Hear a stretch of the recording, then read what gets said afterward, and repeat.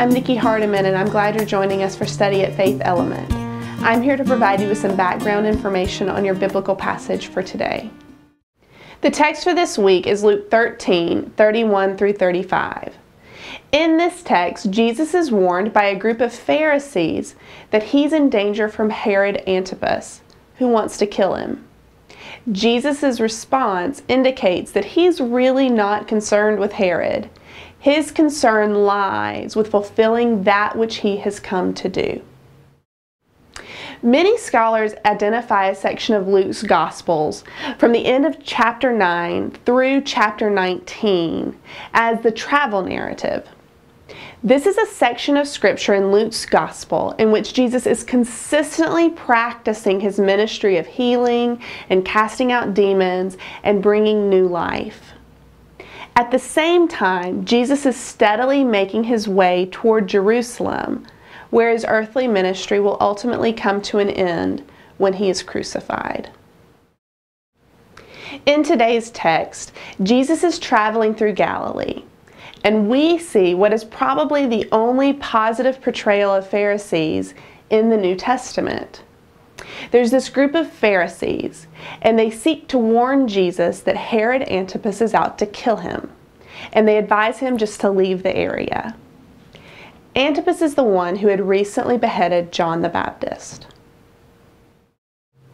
Herod Antipas was the son of Herod the Great, who was the ruler when Jesus was born. When he died, he divided the kingdom into 3 areas, and each of his sons got a piece of it to rule over. Antipas was in charge of the region of Galilee. However, none of the sons had quite the glory ruling over their own territories that their father had enjoyed over the entire region.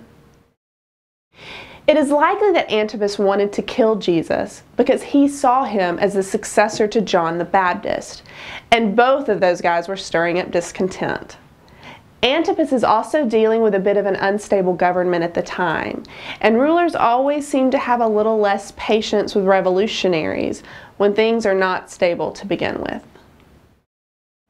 When Jesus responds to the Pharisees' warnings, it almost seems as though he's taunting Antipas.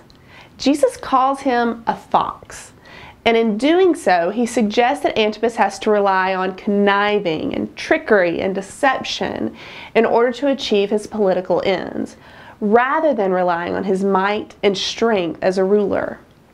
Jesus tells the Pharisees, I don't really care what Antipas is threatening. I have a mission, and I'm going to go about doing my work of casting out demons and healing the sick. Jesus goes on to pronounce a lament over the city of Jerusalem. This seems a little out of place because Jesus is in Galilee and he has yet to spend very much time in Jerusalem. However, Jesus is acting as a prophet in this moment as he anticipates how Jerusalem will receive him.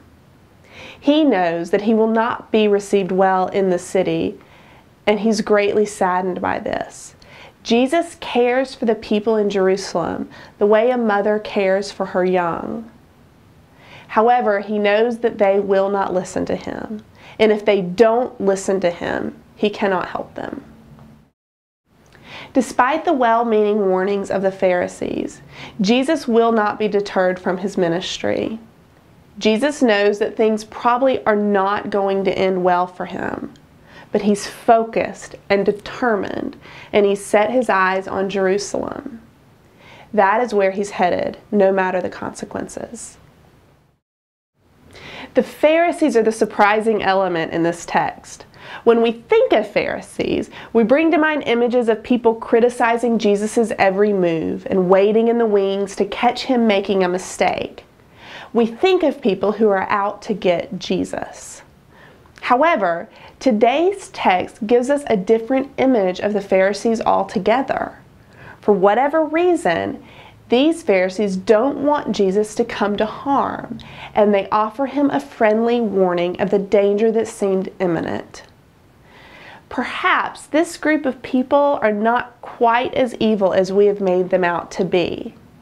The Pharisees were very intelligent and highly devoted people, and their number one priority was to uphold and preserve God's law as they understood it.